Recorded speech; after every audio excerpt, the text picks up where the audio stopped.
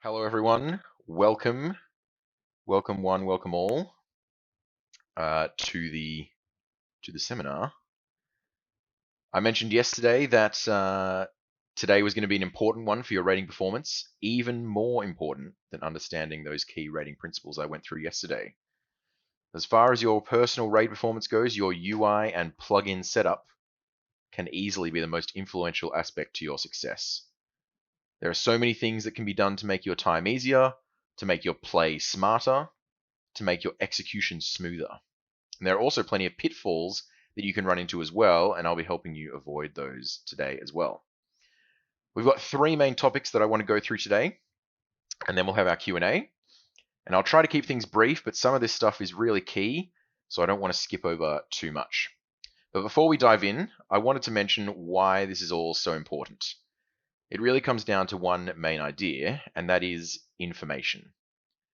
When we're in a raid, it is an extremely information-dense environment. There are lots of enemies, buffs, debuffs, puddles, mechanics, obstacles, players, health, damage, communication. The list goes on. And all this stuff gets thrown at you continuously throughout a raid, and it really is impossible to keep it all straight if you don't give yourself some assistance. In a raid, you want to be able to focus on the information that really matters at any given moment, letting you not spend time getting distracted by unhelpful things or waste time by looking for information that you can't find at a moment's notice. All the tips and suggestions I have for you today will be going towards that goal, keeping the information you need in front of you and only having relevant information in front of you. Okay, so section 1, I've labeled the default UI. So I'm going to turn my UI on now, and for some of you, you might have to brace yourselves for what you're about to see. What we have here is Lotro's default UI. Oh yeah, look at that. Look at that glorious setup that I've got here. This is what a new player would have when they install the game and they run on a 2K screen, and this is what it looks like. There's nothing changed. I literally made a new character and I copied that UI layout and I put it onto my main character just for you guys. So let's spend some time looking at this default UI and pointing out some of the flaws when it comes to rating.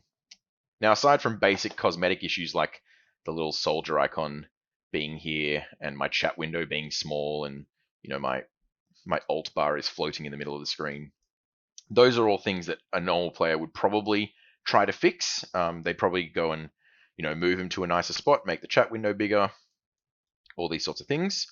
But a lot of these other things people stick with for the long haul. So there are some serious issues with the default UI when it comes to rating. In general, Lotro has the middle of the screen completely empty, which is awesome for admiring my sweet outfit, but it's not great for rating. It's also good for looking at landscape, which Lotro has some great landscapes, but it's not great for rating. So put yourself in a rating situation. Where are you looking at the most?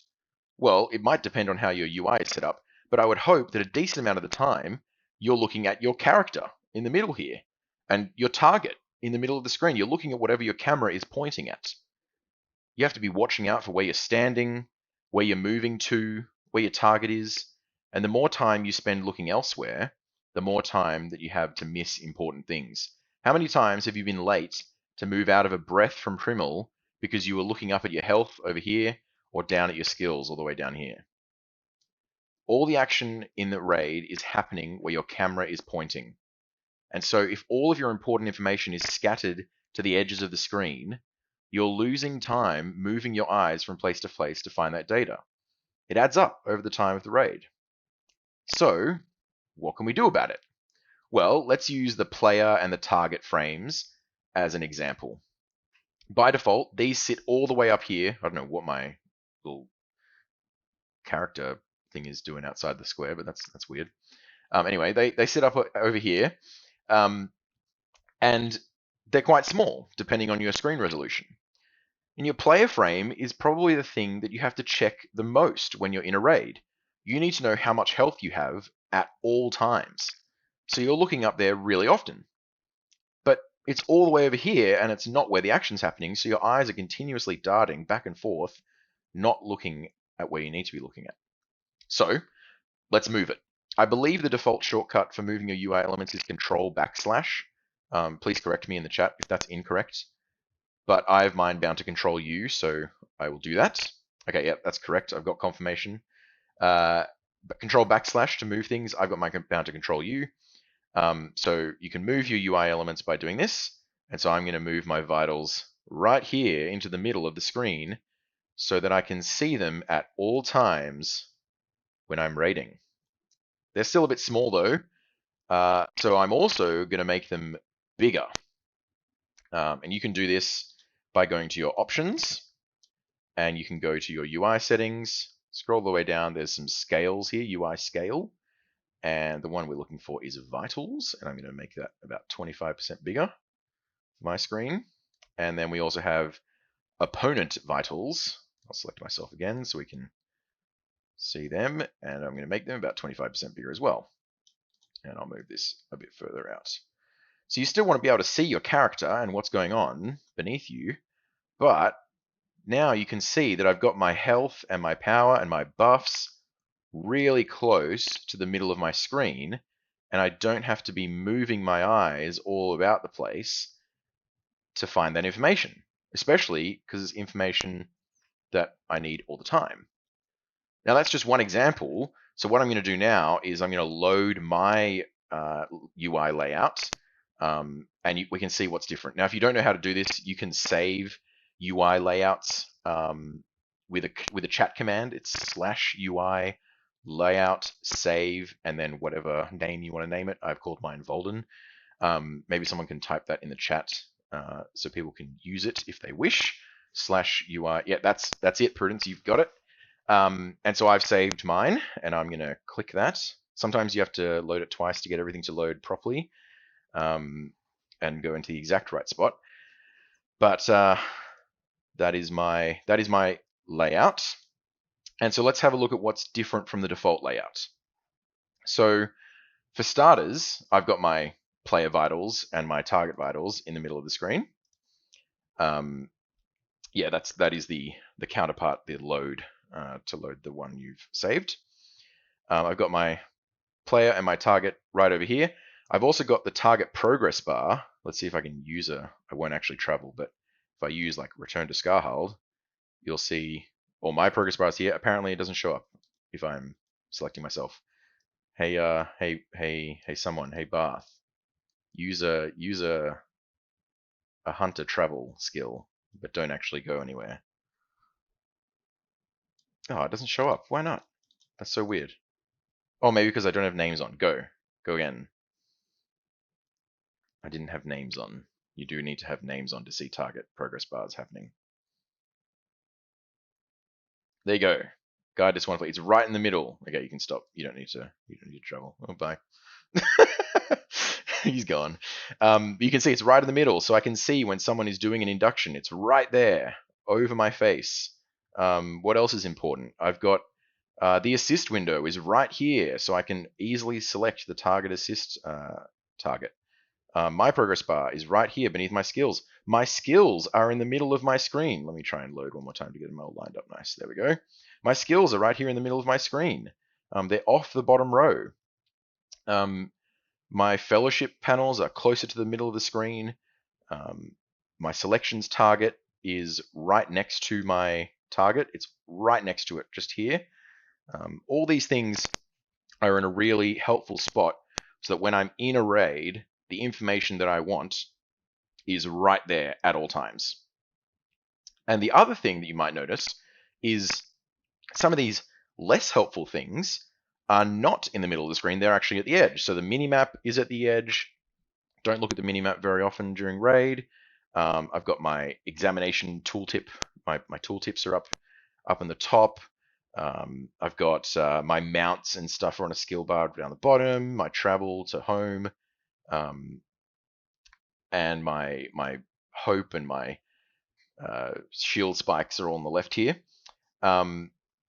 Now, if you want to use that command, it actually saves everything from scale to chat colors to positions. It doesn't save like graphics options or anything like that, but it does save everything to do with your UI. Yeah, all these things are either in the middle of the screen if they're important, or all the way at the edge. So I've got plenty of space to look at what's going on around me. Okay, so you don't need to have your UI set up exactly like mine, but please take these principles away and have your UI set up in a way that is going to work for you, not against you. Have your important information close to the middle of the screen and have unimportant information away from the middle of the screen so you're not distracted by it. Now, you might be someone who has played the game for 10, 15 years now with your UI looking more like the default setup. And it might be a really hard change to move it around to something that will help you raid better. My suggestion for you is to just pull the plug and do it. Don't try and change gradually. Just make it the ideal settings and then just do it and get used to it. You'll make mistakes. You'll look in the wrong spot. But this trial by fire will force you to learn really quickly how to have your UI in a new spot, in a place that will help you. I really, really, really suggest that you move it and just get used to it, because you will be a better raider by having especially your health and your skills close to the middle of the screen. And you might as well just take this free advantage that is offered to anyone. So that is the default UI. We've moved things around, we've changed the size. Now the default UI is working for us. Okay, great. So my next section I've labeled Keybinds, Keybinds all the way down. This is going to be a bit of a shorter section, but I would argue it's even more impactful than the last section. I strongly recommend, I urge you, in fact, to use a keybind for any skill, item, chat command, or anything else that you plan on using in combat. Literally everything. This will help you in 3 huge ways. First of all, it will help for the same reason that moving your UI closer to the middle of the screen helps. If you have everything bound to a keybind, you never have to look at your skills to click them, once again distracting yourself from the main concern, the fight in front of you.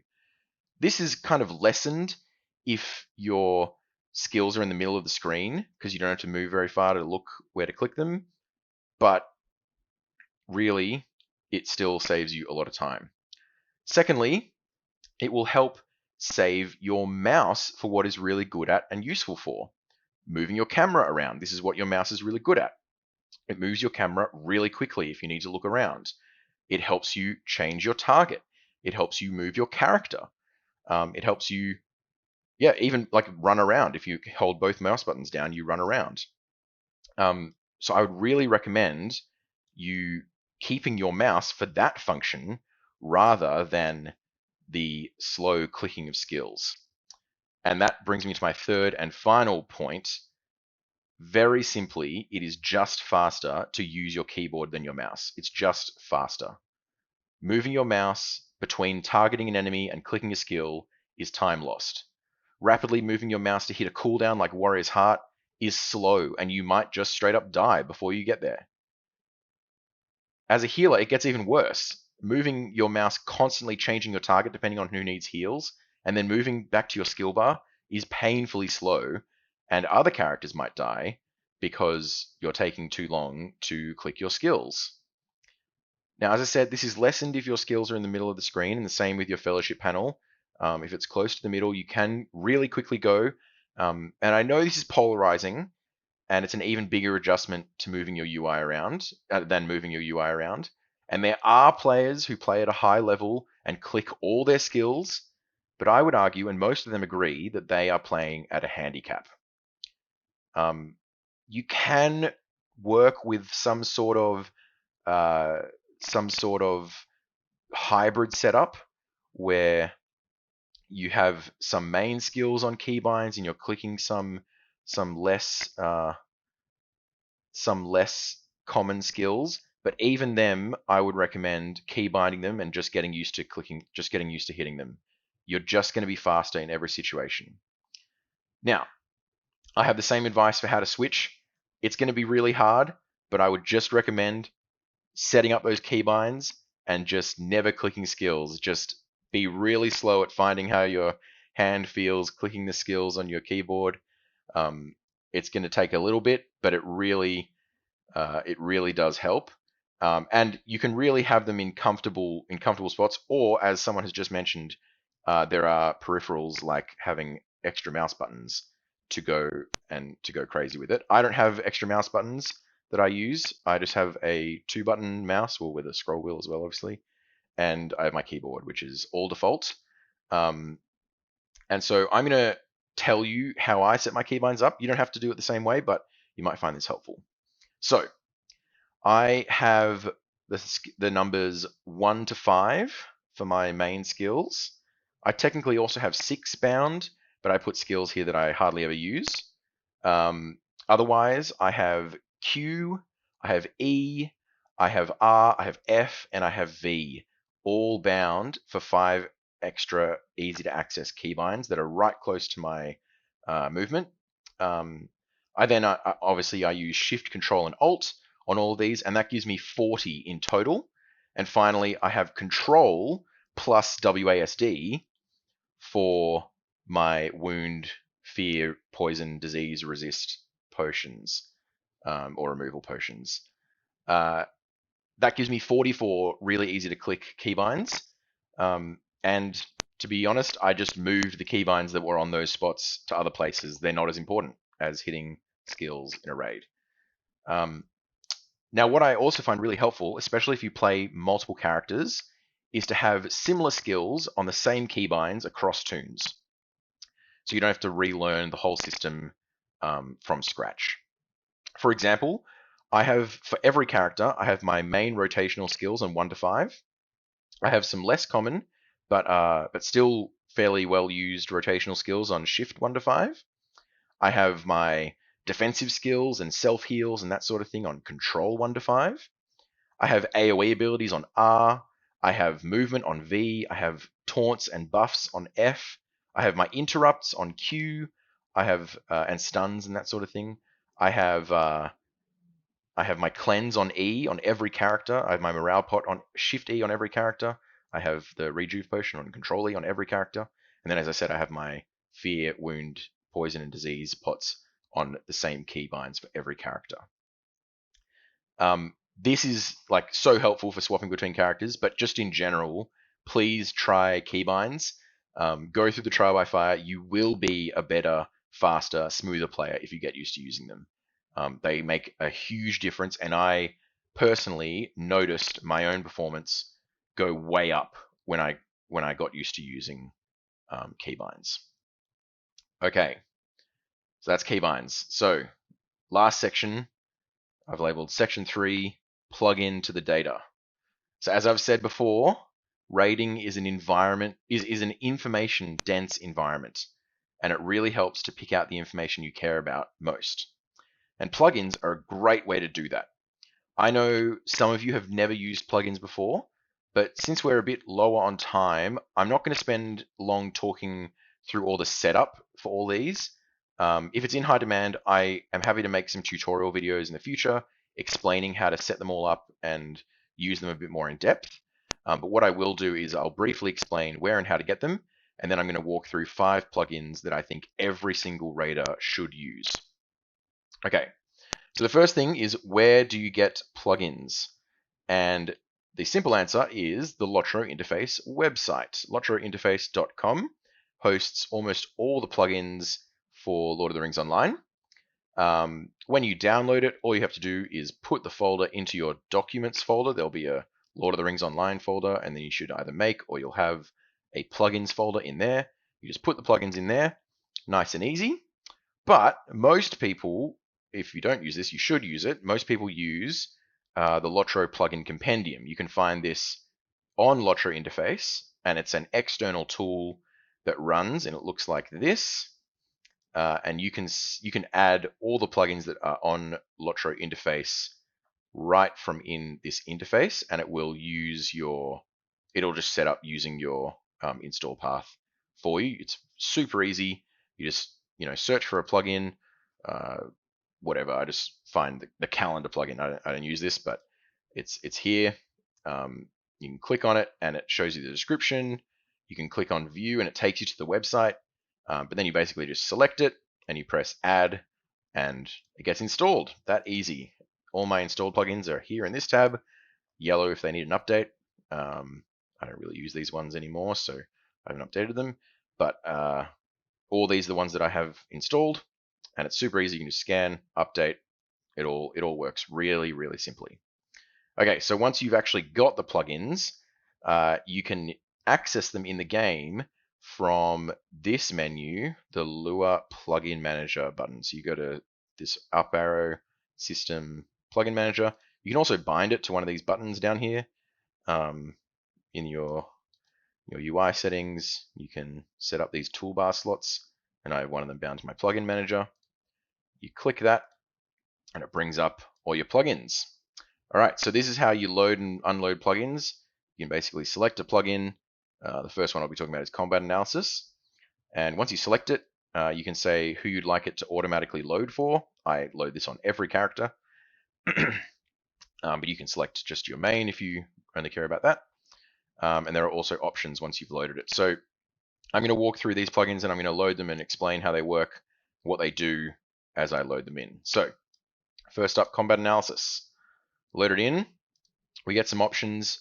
I'm not going to go too in depth about this, but basically you've got two windows. You've got your details window and then your detailed breakdown. So this is your live tracking window. This one on the right here, and then this one on the left is your breakdown window. And this is really helpful for analyzing your performance or what happened during a fight. It lets you look at how much DPS you did. That's really helpful to know if you're a DPS player. How much HPS you did if you go to the heal tab.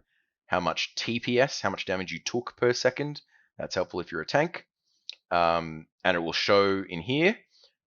This drop-down menu, the top drop-down menu lets you select which encounter you're looking at. And then this second drop-down menu lets you select which target you're looking at. So for example, if I was doing damage, I choose the encounter. It automatically refreshes to the most recent encounter.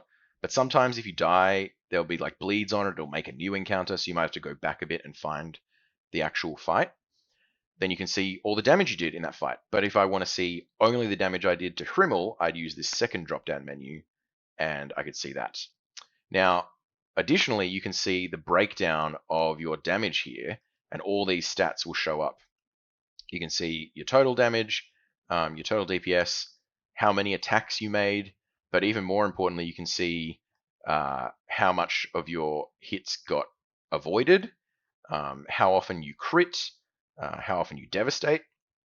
And if you get a combat analysis log, you'll get your little DPS bar. You can click on that and it'll give you a skill breakdown. You can hover over each and every skill and look at all this information for every skill that you've got. So if you wanted to see how often, for example, Heartseeker crit, you can just go into your skill breakdown, hover over Heartseeker, and you'll see the critical hit chance update based on how often Heartseeker crit in that fight. So this is a really powerful tool. The last feature is the sending to chat. You can send whatever breakdown you're currently looking at to any of these chat channels, say Fellowship, Raid, or Kinship, and then just press the send to chat button. That's super helpful for your raid leaders so they can understand where damage is going, how healing is happening, how much damage tanks are having, how much damage tanks are taking. It's really helpful for tanks. You can see where your damage came from. You can see if you took damage from puddles or if you took damage from a kill shot, from a black arrow. You can see if you got crit lots. You can see how often you block. All these things are really helpful. And as I mentioned yesterday, you can see how much of your damage came from a specific damage type. And so maybe it's worth, using one minstrel anthem over another to get your specific mitigations up a bit higher. So this is a super helpful plugin. Every single person should use it if they can. Your raid leaders will thank you, and you will get better because you'll have more information about how you go in the fights. Okay, that's combat analysis. Next one we're going to look at is Gibberish. Gibberish is a super powerful plugin. What Gibberish does is it lets you set up custom timers and trackers for any buff, any skill, any chat message even that happens. And so you can pull out information that is important to you, just like we were talking about before, so you can see it much more easily and in a much more digestible fashion. So, for example, I have a Gibberish setup to track my war chant cooldown. So if I use war chant, you'll see this one lights up and it counts down with a nice bar showing me how long I have to go until I can use war chant again, because I'd like to use war chant about as often as I can in some situations. And so I have a tracker for that. I also have a tracker that shows me my fortification buffs that shows up, shows me how long I have left on Guardian's Ward. That is because sometimes skill cooldowns are really annoying to look at. You don't want to waste time looking at skill cooldowns if you can avoid it, especially if you're really, really paying attention to when you want to use that skill. And you can also pull out buffs because Lotro's buff UI is terrible. You have all these buffs stacked up under your character, and in a raid there are like hundreds, and there's no way you're going to be able to pick out a specific one and quickly see how long it has left on it. So if you're tracking how long, for example, Juggernaut is up, I have a little timer that pops up that shows me how long I have left on Juggernaut. In a combat setting, I'd have to hover over this and see how long it's left on it, or I'd have to watch it and wait for it to start pulsing and fading. You go, oh, it's about to run out. I better be careful. That's no good. We don't like that. That's terrible. So as I said before, bring the information to you, show it to yourself in a way that you can see. Now, I did tee this up earlier. Bath, hello. Another super powerful thing you can do is check on. Oh, you're already in a fellowship. You'll have to invite me to a fellowship, I guess, or leave your fellowship, perhaps. Okay. Hello. So if Bath hits burn hot, I'll be able to see that on my screen how long his burn hot cooldown has to go. This is like a super powerful tool for raid leaders, or for your target assist player. If they're calling out when to use burn hot, they can see, oh, this hunter's a bit out of sync. We're just going to wait for them to have it off cooldown, and we'll all use it together. I have the same thing set up for Oathbreakers, for the brawler buffs, for all these things if I want to coordinate them all. Because I can see buffs on my fellowship as well as just myself. This works for debuffs as well. So I also have something that shows me when someone gets bloodletted in boss 2. It's all really helpful. So how do you get all this to work? Well, it's pretty complicated. There's this little button that you get with Gibberish. You can right click on it and press options, and it brings up this window. There is a lot of stuff in here, but basically what you have is groups. So for example, I've got my raid leader tracker. This is a group. This is full of windows. And so I've got my hunter burn hot window here. And then this window has a list of timers. Now this one just has one, but this window has timers. You can place windows wherever you like. Many timers in the same window just appear next to each other or under each other. I can look in my Guardian self buffs one for something like in my tank standards. There you go, 3 timers. That's my Guardian's Ward, redirect, and war chant cooldown. Those are all in the same window. They all appear one after the other. The window has options. I might explain this in a later video, how this all works. But the core of it is that you either capture a skill or a buff using this collection window, and then you set up a timer based on that buff. So if I edit this timer, you can see I'd choose the war chant buff or the war chant skill in this case. So I can search for war chant. Maybe not.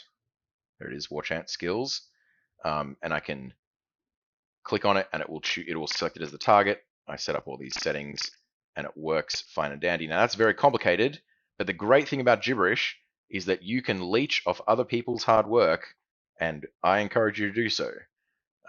If I wanted to, I could and I have, I could right-click this whole group over here and say export, and it cuts it all into a perfect little text file, which I can copy and send to someone or upload to various places.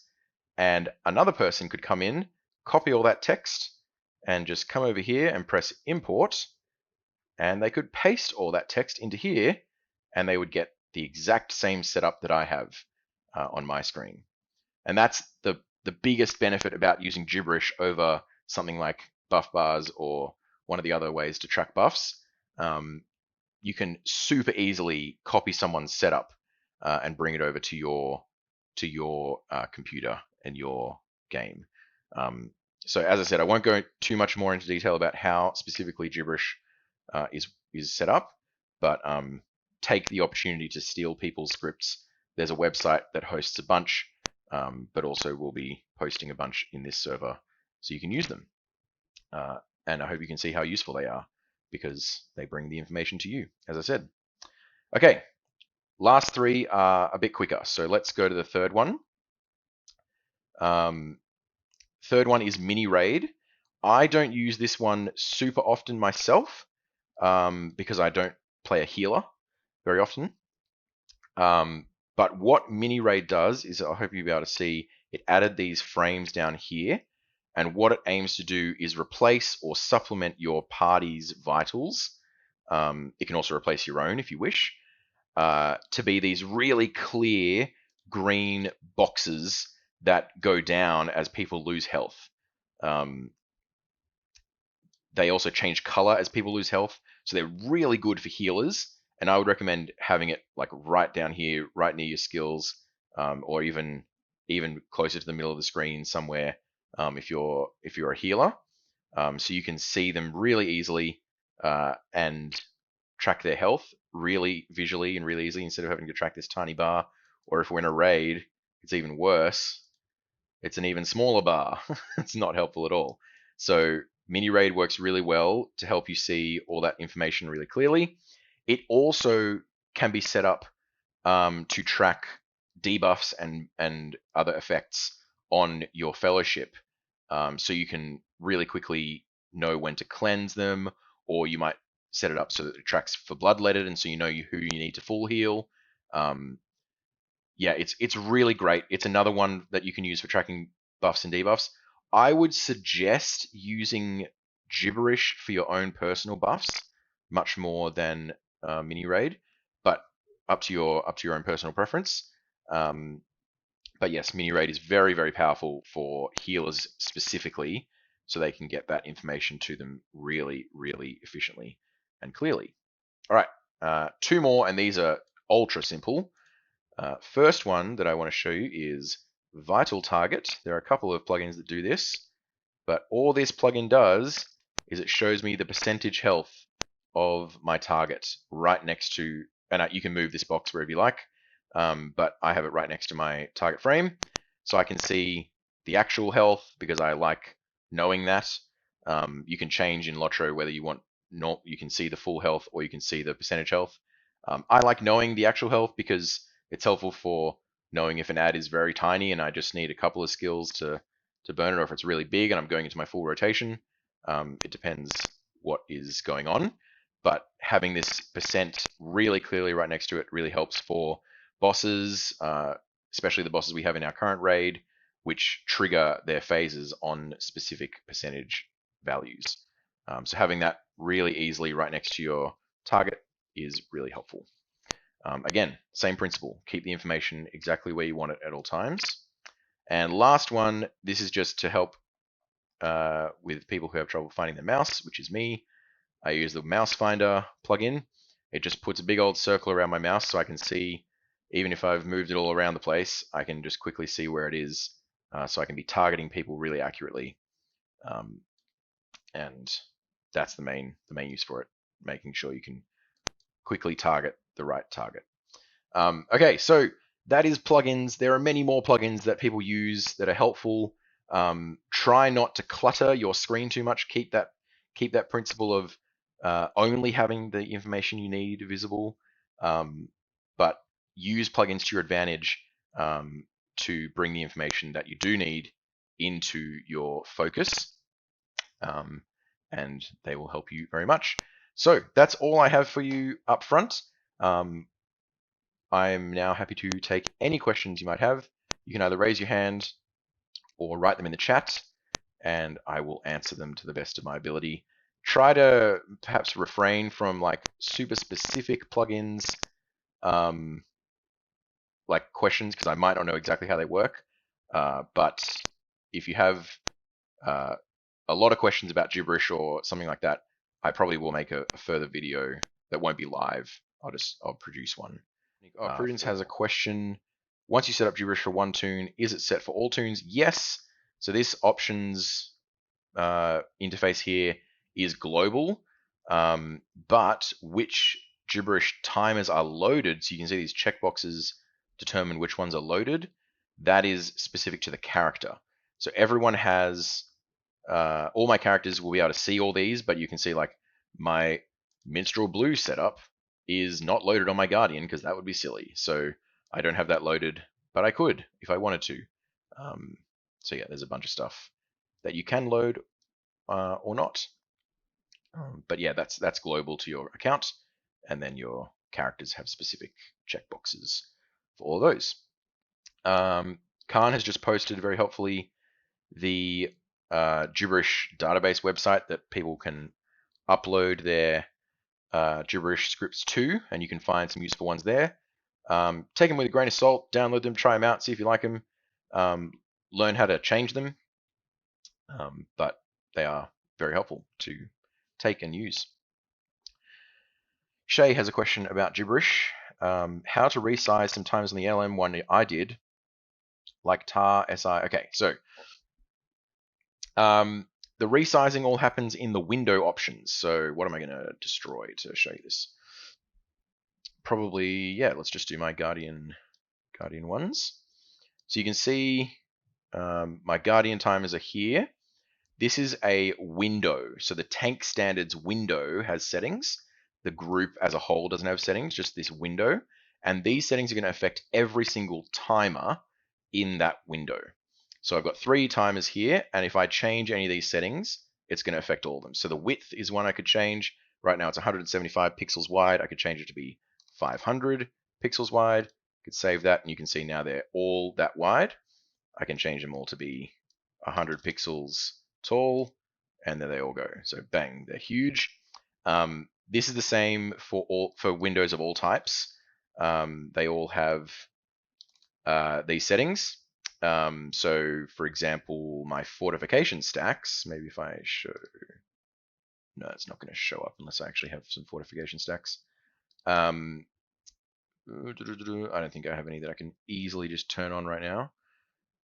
But there's icons as well. You might have seen people have just like just the icon, not a bar, and the icon has a timer on it, or it doesn't. Actually, no, here I go. I can turn it up from being transparent. There we go. So there's my fortification stacks if they were active. This is an icon instead of a bar, and so I've got it as a square, obviously, but I could change this from being 64 by 64 to 150 by 150, and there they go. Look at them in all their glory. So yeah, that is how you change the size on them. But I will, as I said, I'll make a video about how to use that. All right. Hello, Prudence. Hello, thanks again for a wonderful seminar. No I find it difficult to keep track of a monster's buffs and debuffs, skills. You know, the icons are teensy tiny. I have to hover over them to see what they are. Does gibberish help with that? It does. So I have, let me get a quick example. In my hidden horde trackers, I care about whether the worms are frenzied or not and how long they're going to be frenzied for. And so I've got a effect target timer. So all these timers have types. So I press add, you can see there's a bunch of types of timers, and that's basically what they trigger off of. So this is an effect target. So whatever I've targeted, if it has the frenzy buff, which is called feeding frenzy, it will show up a big timer on my screen counting down how long it has to go. But that's exactly what you're after. Any buff or debuff that's on your target, you can track that way. There are also ways to have them persist whether or not you're targeting them. That's a bit more advanced, but there's this reset on target change where you can have the timer reset based on when you change targets. That'll let you see other targets or keep one target persistently showing you its debuffs. But you can use this for like Lawmaster. If you have your laws up on someone, that triggers off the debuff on the target, etc. So yeah, Gibberish does a really good job of this. People have reported that this makes their game lag a little bit, the more of this that you do. So I would be cautious in how much target tracking you do.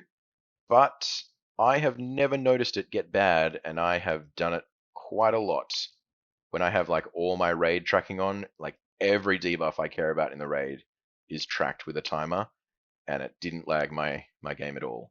So take that with a grain of salt, but people have reported that in the past to me. Thank you very much. Not a problem. All right. No personal questions. I will not be answering personal questions. Hello, Wolf. No personal questions. Okay, let me rethink for a new question. No. So one question I have, I've just recently started playing with Gibberish, and so I brought in the Hidden Horde Tracker script that someone already wrote. I brought in the aid strike one for Bjorning. Mm-hmm. And I tried to make my own window and group for that. And I think I managed to successfully put that one skill tracker in there. Could you maybe show us how to add additional ones into the same group? Yeah. So if let's say in my tank standards list, if I started caring about the cooldown for a different skill, let's say I wanted to keep track of the cooldown of Sweeping Cut for no good reason because I never use Sweeping Cut. But let's just say I wanted to. I would add, and so depending on what you're tracking, you want to use a different skill trigger, a different timer trigger. But because I'm tracking the cooldown of a skill, I want it to trigger off the skill usage. So I'm going to use. Do you need to be clicked on something specific in the left column, in the window column, before you do that? Yes, yeah. So this is going to add a timer into this window, tank standards that I've selected. You do always need to add something into a window. If you haven't got a window, you can just add a new window here, give it a name, give it a type. You can always change the type later. The windows have things permanently fixed in their position. List boxes kind of show up dynamically if they appear or not. Icons, bars are counting down bars. I would ignore countdown for now. They're rarely useful, and if they are, usually someone else has written a better version. So yeah, you choose which type. So this one that I'm currently using is a bar window. You can see all the timers are persistently there. And yeah, as I said, you choose a skill timer because I want to trigger off skill. Find the skill, Sweeping Cut. There it is. Just click on it. It puts it in, chooses the icon for you. I want no text. I'll give it a description. Sweeping CD. I don't want any text on the bar. Or maybe I do want a text and I just want to use the token, which is whatever is in this box. And the token is what triggers the timer. So in this case, Sweeping Cut, which is the skill. You'll see it has a default timer, which is the skill cooldown, 9 seconds. But you can change that. I could have it be 15 seconds. If I wanted to make sure I used Sweeping Cut every 15 seconds, then I could use it like that. The threshold and flashing just show you when it starts flashing. And there are a bunch of these other options, but they don't particularly matter. You can just leave them how they are. Save, and then make sure you save and reload, and you'll see that it's appeared there. And if I use Sweeping Cut, boom, boom, there you go. The cooldown starts getting tracked. Nice and easy. So what if instead of creating the timer here in this interface, I wanted to import one that somebody's already written? Would it be the same thing? Highlight the window here and then hit import instead of add? Yeah, so I can export an individual timer and that will just look like this. But if you just imported that, it would it could import straight into a window that you already have. So you just have to select the window, import, and then you can see I've got a second copy of that Sweeping Cut timer. So if I saved and reloaded, so that's a specific one. Most people don't export just individual timers. They'll export the full window for you or a whole group. And so usually when you import something, so if I export this at the top, it says it's a group, and then it says it's a window. So if depending on these tags that are in the import string, it's going to import it in a different way. But if you just have a skill, and someone asked how do you swap an item from one window to another, that'd be how you do it. You'd right click export, you copy this text or it just stays in the window, and then you go to a different window and right click and you just import here, and it would import into this window here. So you can see that there. Great, thanks. Yep. Prudence says, what are the must-haves for options? Do you mean like combat options and stuff? There's one big one, which would be show my target's target. Where's that? Show the vitals of your selection's target, I think. Hey Shay, select something. Actually, I can just do it myself, can't I? Nope, apparently not. Okay, Khan is selecting me. If I turn that off, it goes away. This is really important, especially if you're a tank, to know what your target is targeting. Because if you don't, then you're not sure that it's targeting you. And if it's not targeting you, it's probably a problem. So turn that on. There's quite a few other ones. Skill target forwarding is good, but this is really up to personal preference. I would turn off others' floating damage. I don't care how much damage other people are doing, like the gray numbers, because it's just useless. There's a lot of numbers. It's not helpful. I also, if it's getting laggy, you can turn off floating damage on the selection portrait. You know, there's a lot of damage bouncing off the selection's portrait. You can turn that off if you get a bit laggy. It's a lot of numbers.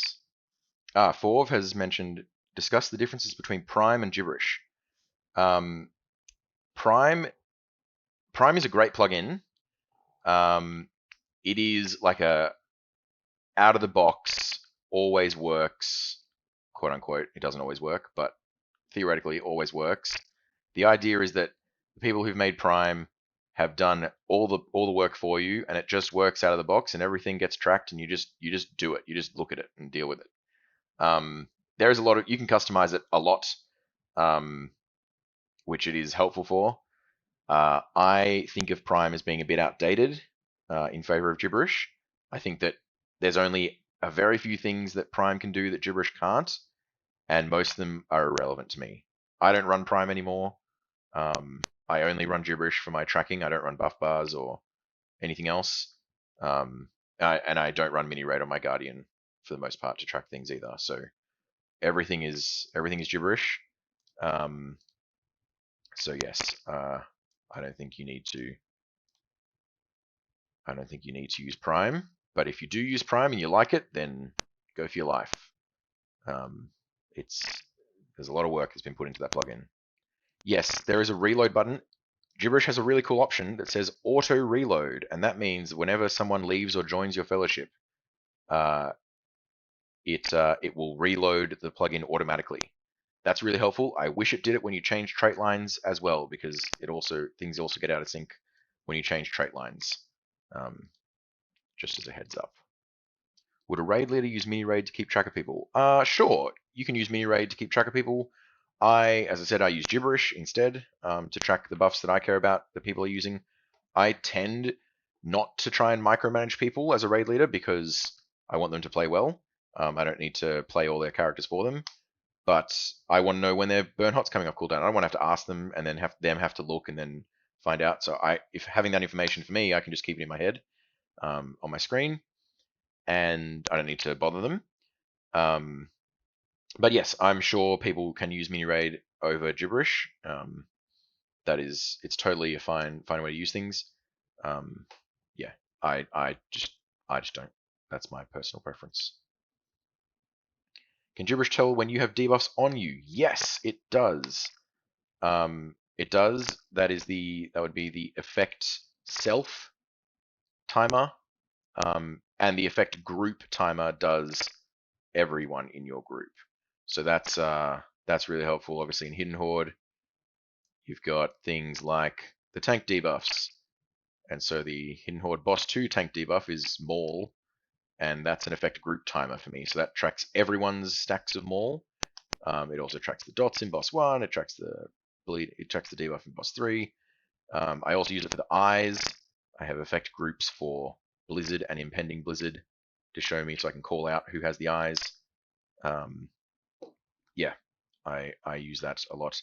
It's really helpful. The tanks need to use. You need to track this stuff because you can't be hovering over debuffs on your vitals to find out how long they have to go. You got to be able to see how long they have to go in a very easy way, and especially if you're doing some shenanigans like pulling the boss just before he applies the debuff, so you get the stack of the debuff, not the other tank, and then that tank pulls it back. Like you got to be able to do that by not hovering over the debuff on your target, on your like friend as well. It's just crazy. All right, I think I'm going to call it. We've been at it for an hour. That is a good amount of time, I think. So thank you everyone for coming. Hopefully it was helpful, and I know that some of you will be hopefully changing some things, and you'll notice that you're struggling to hit your skills with keys, but please try and do it. It's good.